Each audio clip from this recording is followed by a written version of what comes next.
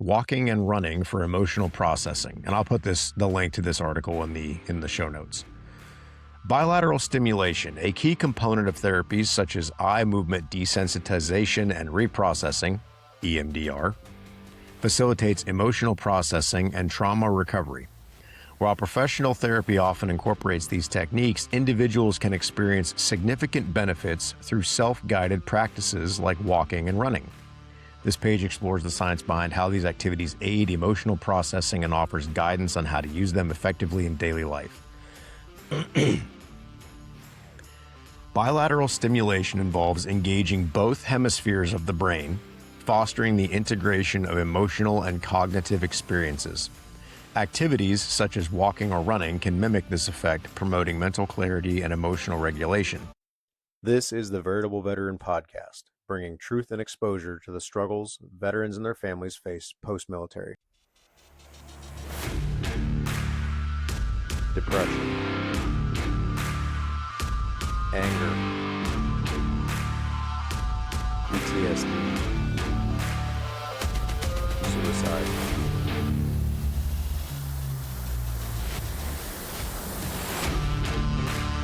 Who am I? What do I do now?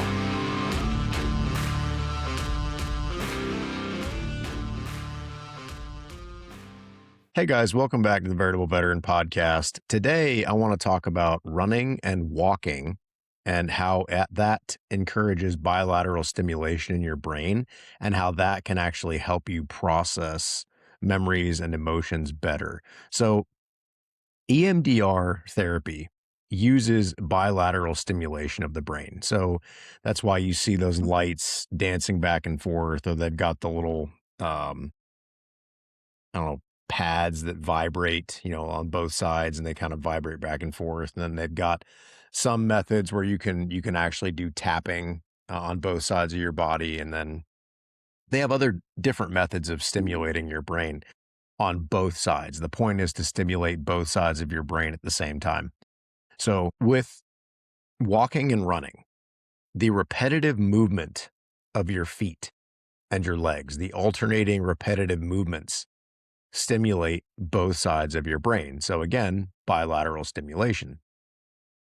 And I'm going to read from, let's see, what is this? helpscounseling.com, walking and running for emotional processing. And I'll put the link to this article in the show notes. Bilateral stimulation, a key component of therapies such as eye movement desensitization and reprocessing, EMDR, facilitates emotional processing and trauma recovery. While professional therapy often incorporates these techniques, individuals can experience significant benefits through self-guided practices like walking and running. This page explores the science behind how these activities aid emotional processing and offers guidance on how to use them effectively in daily life. Bilateral stimulation involves engaging both hemispheres of the brain, fostering the integration of emotional and cognitive experiences. Activities such as walking or running can mimic this effect, promoting mental clarity and emotional regulation. Research published in PubMed in 2021 indicates that rhythmic movement supports cognitive function and reduces psychological distress. Similarly, Neuroscience News in 2021 highlights how running can enhance memory, executive function, and overall brain health, contributing to emotional resilience. Walking and running naturally engage bilateral stimulation by rhythmically alternating the movement of the legs, helping individuals manage stress and process emotions. According to PTSUK 2023, that's another article, running is particularly effective for those with post-traumatic stress disorder, as it induces a mindful state and allows emotional release. This repetitive movement can decrease hyperarousal and anxiety, creating a safe mental space for self-reflection and processing. So this isn't meant to take the place of professional help. This isn't meant to take the place of EMDR therapy or any other professionally guided modalities from, an actual counselor, therapist, doctor, psychiatrist, whatever it is. However, it's like you have the potential to have these added benefits of simply being active and like getting out and going for a walk. One, it's good for your physical health. Like you're up, you're moving, you're not uh just stagnant. You're not living this what is that word when you just don't move? I can't think of it. Anyway, once again, that's why I'm reading from the articles, not writing my own. It's a sedentary lifestyle.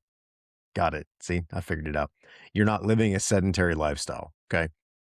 Especially we've got to move our bodies. We have to move our bodies. We cannot just sit around and expect our mental health and our physical health to be anything but terrible.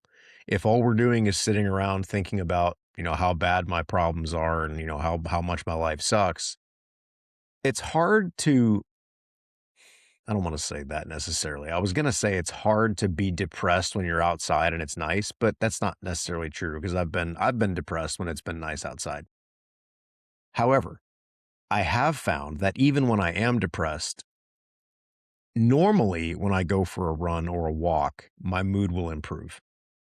There have been times that I've gone for a run and my mood did not improve and it felt like I was just feeding the fire in my mind, but it was very rare for me. That's only happened like one time where I went for a run and I ended up actually feeling worse afterwards. And that was actually quite recently. Um, so in general though, when I go for a walk or a run, let me explain a little bit just about me. I like running and I like rucking. So I throw on my pack and I will go for a ruck. I didn't like it as much until, recently when I started doing it a lot more often. I've been pretty open about my struggle with alcohol. So when I started getting away from drinking and when I quit drinking altogether, I needed a way to kind of decompress. Going for a run was the best way that I can decompress. It wasn't working out in the gym didn't do it for me. It didn't give me the same mental clarity that running does. So I started running and then I threw on my plate carrier and I ran with that. And then I got a 50-pound sandbag and I put it in my pack and I started doing, just rucks, just kind of short, like 3-mile rucks. Um, and it's really been helping. And I was like, man, this is like really helping me. One, just decompress and de-stress. Two, it helps me just kind of work through what's going on in my head. Three, it helps give me that's when I have a lot of clarity when I'm developing content and coming up with ideas and trying to come up with more information to put out to you guys. So that's where a lot of my ideas and my thoughts originate is while I'm running or rucking. So I was talking to my therapist and I was like, I just I find running really helps me. And I said something, and we were talking about, we're getting ready to move into doing EMDR. And she was like, well, you know that running is a lot like EMDR. And I was like, what? How does that make any sense? EMDR is like you follow stuff with your eyes and you lay on a couch. And she laughed and was like, no, it's because of the bilateral stimulation, the moving of the legs, the alternating movement, the alternating and engaging both sides of the brain, stimulating both sides of the brain. And I was like, wait, that's a thing? And she just laughed. And I mean, this is pretty recent in their EMDR has been around for a while. Um, However, they're starting to recognize again these articles from PubMed and from these other was it neuroscience news were just published in 2021. So it's only been about 5 years since they started really pushing out information, the, you know, peer reviewed information saying like, yeah, like walking and running stimulates both sides of the brain in very similar ways to EMDR. And it can have a lot of emotional benefits beyond just the physical benefits and just beyond the benefits of having the endorphins, and just the dopamine rush of, getting out and pushing yourself. So that's where I didn't even realize it. I was doing this without even realizing it. There's things that you may be doing, some of your coping mechanisms, healthy coping mechanisms that may be helping you. Um, One thing that I've discovered, that one of the reasons I would turn to my unhealthy coping mechanism of alcohol was I would tell my wife that I can't relax without it. And that was actually relatively true. Not necessarily, it wasn't completely true. I can relax now. The problem was my brain would not shut off. And if you were listen to our last episode, I was talking about how I feel like I very likely have at least some level of ADHD just because of a lot of the symptoms I'm having and stuff that I've been reading. Um, which again doesn't change anything. It just helps kind of explain some of the stuff that I do and deal with in my head. And one of the things that I read is alcohol is very effective at numbing your and quieting your brain. And so for people with ADHD, they look at that and they're like, oh, this is great. I can finally relax, right? Except then you become dependent on it because then your brain starts racing and you're like, oh, I need more. And you go and get another drink and another drink and another drink. And then two isn't enough. And then four isn't enough. And then six isn't enough.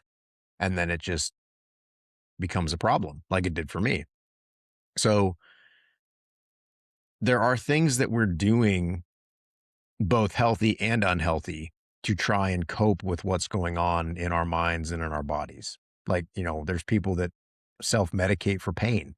They take 2 Vicodin and, splash it down with a double shot of whiskey. It's just, we've got to figure out the healthy ways to cope and to manage our whatever we're dealing with. So it's just interesting that I was doing that without even knowing it. So you may be doing things that you don't know you're doing that are good, or maybe they're bad, but they're still trying to manage something you're dealing with. So the point is, we've got to find the healthy stuff to cope, healthy coping mechanisms. Okay. So doing the bilateral stimulation through walking and running. Okay. How to practice bilateral stimulation through walking and running. Choose a peaceful route. Select a path that is free from major distractions to maintain focus. Okay, so this is if you're actually going to go on a walk and you want to really focus on making it more of a intentional, focused walk where you're going to, like, I'm going to stimulate both sides of my brain and I'm going to focus on my processing my emotions. Okay, so it's not just I'm going to go for a quick walk with my dog. You can do this while you're walking with your dog. What I'm saying is there's a difference if you're walking and you're just scrolling your phone, it's not going to help. If you want to actually make progress in emotional processing and memory processing and trauma processing, you have to be intentional. So choose a peaceful route, focus on rhythmic movement, pay attention to the even pacing of your steps to maintain brain engagement. So again, just even, steady steps. Stay mindful, incorporate deep breathing, and maintain awareness of your surroundings for enhanced emotional processing. Start gradually. Begin with shorter sessions and increase the duration as you grow more comfortable. Again, it doesn't replace professional help, but it can enhance it. Because when you go to therapy, when you start therapy, no matter what kind of therapy it is, if it's CBT, like, cognitive behavioral therapy, TMS, like the transcranial magnetic stimulation, EMDR, psychedelics, whatever it is, okay, you're going to expose wounds that you have been covering up and disassociating from and hiding. Those wounds are going to get exposed. That junk is going to get pulled out, and you are going to be susceptible to a lot of emotional sensitivity. Okay. Things are going to start to set you off that normally wouldn't set you off. You're going to find yourself emotional. You may find yourself depressed or anxious or irritable or whatever it is. It's like when you break a bone and you don't get it set properly. Okay. You go to the doctor finally 3 years later because your arm is still all bent out of shape and jacked up. They have to re-break that bone to reset it to get it to grow and fix properly. When you go to therapy, they have to yank all that stuff out and drag it into the light so you can begin reprocessing it. During the first initial beginnings of that process, there's a lot of pain and it's hard and it hurts. It sucks. Okay. This is where a lot of people will quit and give up. They're like, it just made things worse. It's going to make things worse before it gets better. Unfortunately, that's just one of the steps, and you got to push through it. So while you're doing this type of therapy, whatever therapy it is, incorporate walking and running into it. Again, it's good for your physical health. 2, if you do this on top of whatever therapy you're doing, you're only going to get further along faster. Okay, so like you go to therapy and you pull out a bunch of stuff and, the therapist is, digging and digging and digging and you're like, this sucks, I hate it. And then you go home and just sit on the couch and do nothing and watch TV and binge Netflix, for 8 hours and then get, only a little bit of sleep and then your diet sucks and then you're not doing anything physically. And then you go back to therapy the next week and it's like, I feel like I'm not making any progress. Okay, well, it's not just up to your therapist and it's not going to fix you. An hour a week isn't going to fix you. Okay. You have to make an intentional choice to make these lifestyle changes in more areas than just going to therapy. That's a big step, right? Like walking through those doors is a huge step. Setting down and saying, I need help is a huge step. Okay. You've made that step at this point. The next step is going to be taking ownership of it and actually pushing beyond what that therapist is telling you during the session. So you go home rather than sitting and binging Netflix. There's nothing wrong with watching TV and relaxing, but rather than sitting there and just vegging on the couch and eating pizza and chips, is focusing on your diet, focusing on what you're thinking about at home, what you're putting into your mind, what you're listening to, what you're watching. What there is negatively affecting your mental and physical health. Okay. Because your physical and mental health are all very connected, very connected. If you're neglecting one, you're neglecting the other. You can do a lot of work in one area, but if you're not doing it over here, it's like it's moving the needle, but like it's not actually it's making progress in one area, but you're failing in another. Okay. So it's like 2 steps forward and, 2 steps back because you're taking 2 steps back in this area over here. Unfortunately, we have to focus on the whole. You have to focus on your whole body, mind, and soul at the same time.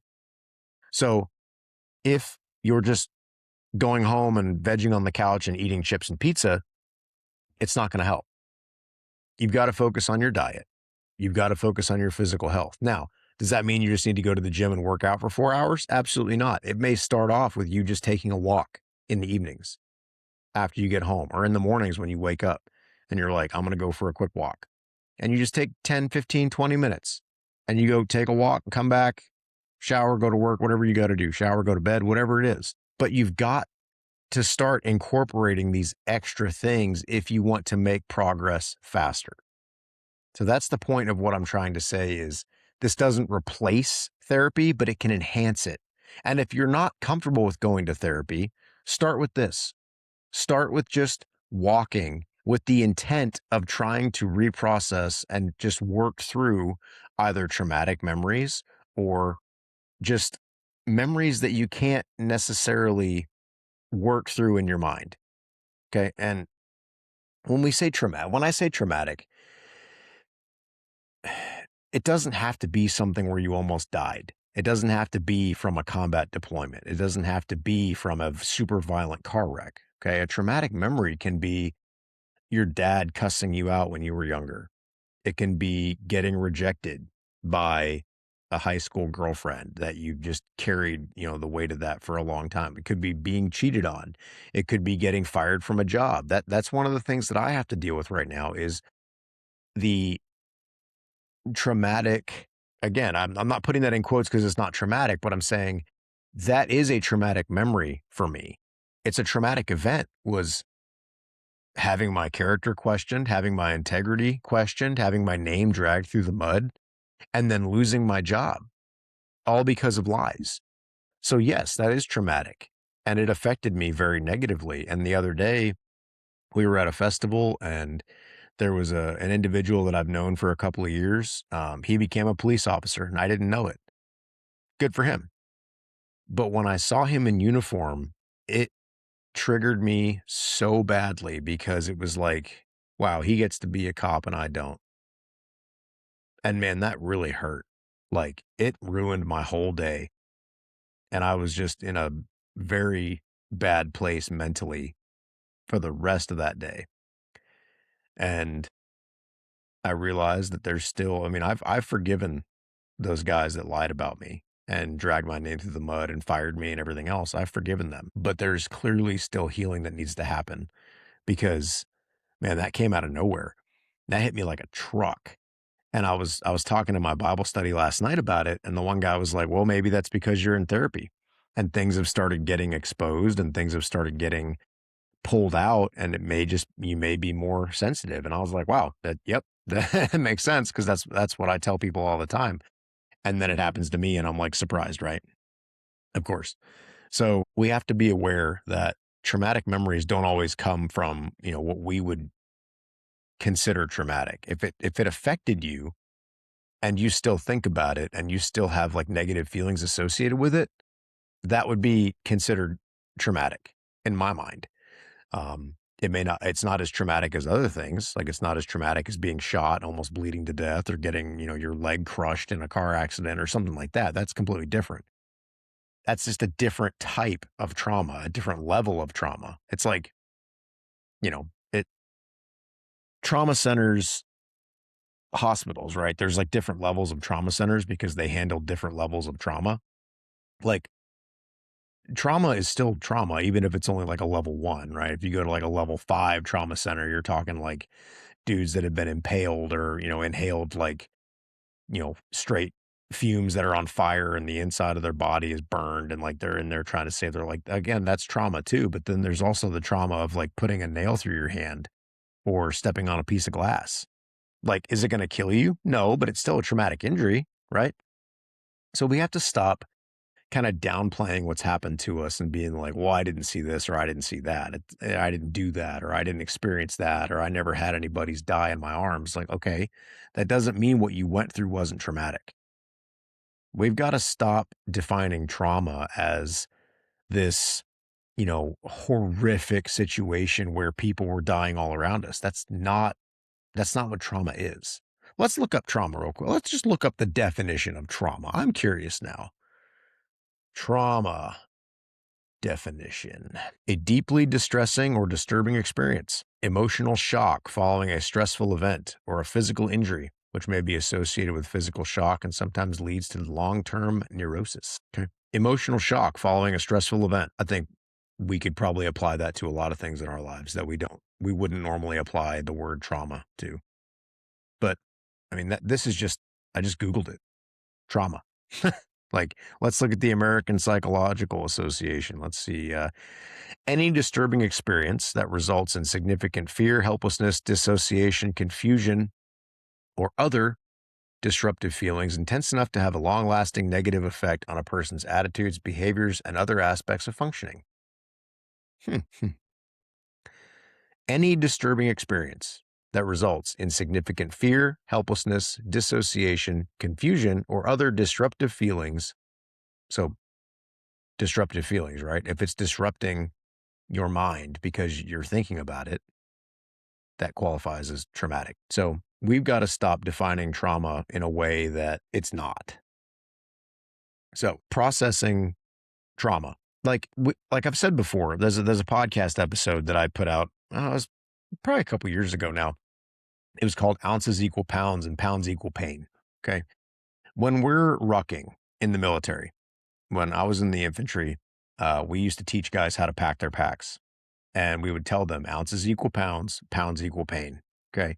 If you're going to go on a ruck, you want that pack as light and as tight as possible because any extra weight is only going to cause more pain. So we would have guys, we would get MREs and we'd have them field strip them. So we would take the outside of the MRE package, the big plastic bag, and we would throw that in the trash. Or we would take it and we would use it to store the rest of the food. But we open it up and we pull out everything you don't need. The plastic wrapper off the spoon, the condiments that you aren't going to use, the cardboard boxes that all the little food, the main meals and things come in, pull all that out and throw it in the trash. Make it as light as possible. Then you roll that bag up and you squeeze all the air out. You put a quick piece of tape on it to hold it shut, throw it back in the bag. Everything that you don't need comes out of there, right? Because it makes your pack lighter. Ounces equal pounds. So in your life, in your mind, right, you've got these little traumatic memories that haven't been dealt with. And it may only take you one or two times of like really trying to process this to get through it, because it's just a small, minor thing, but it's still disrupting your functioning, your mental and emotional functioning. It may be just a wound where your dad was like, stop dancing. You look silly. And later in life, you're like, I can't dance because like, I look silly. It may be just a wound that you've carried ever since childhood where you're like, well, my dad thought I looked silly, so everybody else is going to think I look silly. And in reality, nobody really cares. Or maybe they do, but like, who cares, right? Who cares what their opinion is? And this is just an example. But if you're able to process that and realize my dad was probably just really overstimulated at the time, and he may have had a bad day at work. And yeah, I was being silly, but being silly is okay. And like while you're walking and you're just processing these little memories, okay? And you're just removing every one of those little memories you remove and you kind of correctly process and you just put away and you're like, okay, I can move on from that now. I can forgive and I can move on from that. Every one of those that you remove clears the way for those bigger ones to get removed when you're actually in therapy. So you're removing those ounces. And by removing the ounces, you start removing pounds. And when you start removing pounds, you start lessening the pain and you start making your mind function better and your emotions smoother and easier to regulate. It takes time and it takes intentionality. And that's where most people, they don't want to put in the work. They want things to just be, hunky dory. And they're like, oh, no, I'm fine. I'll just take another drag off this cigarette. I'll take another, drink. I'll take another hit of this, weed pen. I'll take another hit of this vape, whatever it is. They just decide that I'm going to continue with my toxic coping mechanisms to numb the symptoms and yeah, and just kind of ignore the long-term effects of that. And also the long-term effects of ignoring your mental health. So it's hard, but it's worth it. And I 100% attest to the fact that it is absolutely worth putting the time and effort into it because the positive impact it's had on my family, not just me, my family, is where I've seen the biggest benefit is the fact that I'm able to communicate with my wife what's going on in my head. I'm able to communicate with my kids when I blow up or I start to get really upset. I'm like, okay, I'm dealing with this right now. I need you guys to calm down, quiet down, whatever it is, but then explain to them like, listen, I'm not just telling you to quiet down because like I don't like you being loud. Because I encourage my kids to be loud. I encourage them to play hard, run, scream, jump, tumble, fall, yeah, everything, whatever. But there's times when I'm overstimulated and I'm like, guys, I need you to quiet down. We're all inside. I'm overstimulated right now. I need you guys to quiet down so I don't get angry. And that's not a threat. It's just letting them know, like, hey, like if you guys continue acting the way you're acting right now and continue with the noise level that we're at, it's going to make me frustrated and upset. And then I'm probably going to say something not necessarily hurtful, but like I'm going to put a stop to it. And it's not going to be in a nice, quiet dad way. It's going to be in the loud dad, like I'm mad now voice. So going to therapy and being intentional about my mental health has allowed me to be more open in communicating that. And that's where a lot of people, they talk about how they don't know how to communicate with their family, what's going on inside their heads. There's a lot of methods and techniques, and just, I'm telling you, just talking to somebody who knows what they're talking about, whether they've been through the same things you've been through or not. I know a lot of veterans are like, well, I don't want to talk to anybody who's not a veteran. Guys, there are so many therapists and counselors out there that are really good at their job, and they haven't set foot outside the country. They've never served in the military, but they can help you understand what's going on inside your head because they understand trauma. They understand these events that, and how these things affect your mind and your brain. Because every trauma is different, but the results in the mind are similar. They have patterns, they follow patterns. Okay. Like, they've discovered that, like, kids growing up in uh, dysfunctional homes show a lot of the same symptoms of soldiers returning from war in their minds. So if they're able to identify these patterns, whether or not they understand exactly what you went through, they understand what your body and your mind is doing in response to it. And that's where they can help, because they're like, hey, you experienced this. Okay, well, your mind is likely going to start doing X, Y, and Z because you went through a traumatic event, which in the past has produced the results of X, Y, and Z. And we have found through empirical research and studies that this type of modality of treatment helps with that. And again, veterans are like, well, they don't understand me. Are they not understanding you, or are you not letting them understand you? Because you don't have to have somebody understand every aspect of you to be able to help you. It's like, you don't go to a mechanic because you're friends with the mechanic, right? If you have a mechanic that's really good, you may just take your car there and drop it off and be like, all right, yeah, I trust that you're going to take care of it. You don't have to be best friends with your therapist, right? You're going there to get help. You go in there, you tell them what's going on with you. You tell them, it's like, you have to be able to trust them. I understand that. Like, you have to be able to trust your mechanic. If your mechanic just rips open your car and starts yanking parts out and starts throwing them across the shop, I imagine that's probably not a good mechanic, and you should probably leave. Same thing with a therapist. If they just start, jerking you around and telling you a bunch of bogus stuff and, really negatively affecting you, leave. Like, no, stop paying that person. Like, get out of there.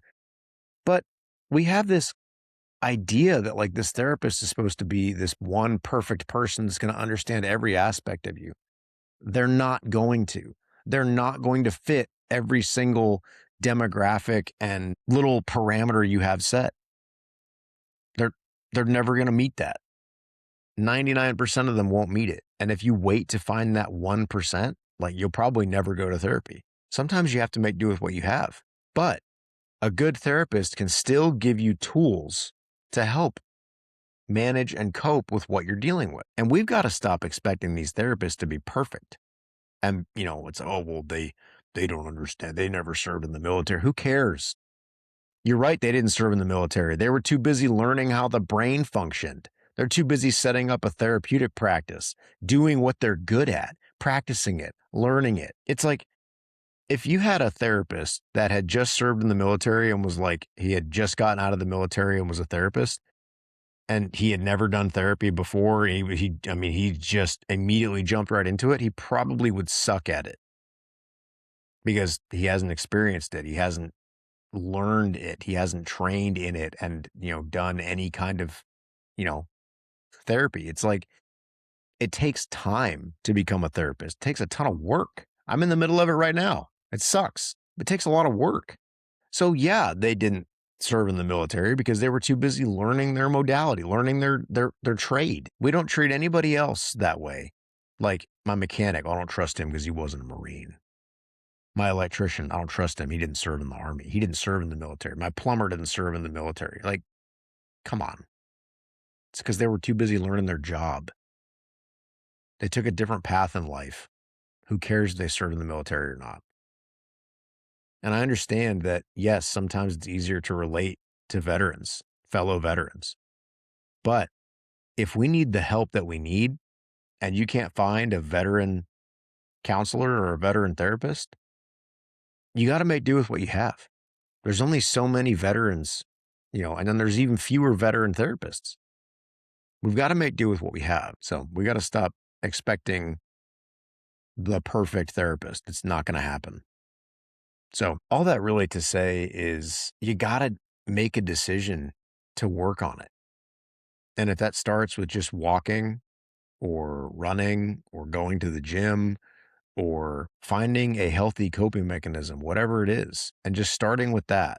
And then again, I would encourage you guys to talk to somebody about, if you have stuff that's in your life that's not making sense, you got to find somebody to talk to. We're not supposed to do this life on our own.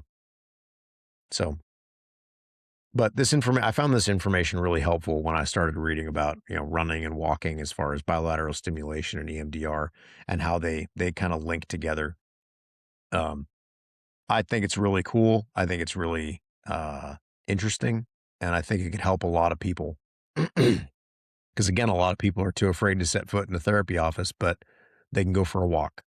So take that for what it is. Hopefully this helps somebody understand that walking can help them as well. So I love you guys, and I appreciate all the support I've gotten. Recently I've gotten a lot of really good messages and comments. I love you guys. I love doing this, and I love this community. So if you want to be on the show, or if you have some opinions on this, or if you've read something on it and you've got some information, please send it to me and I'll look at it. If you want to be on the show, go to the website, fill out the form to be a podcast guest.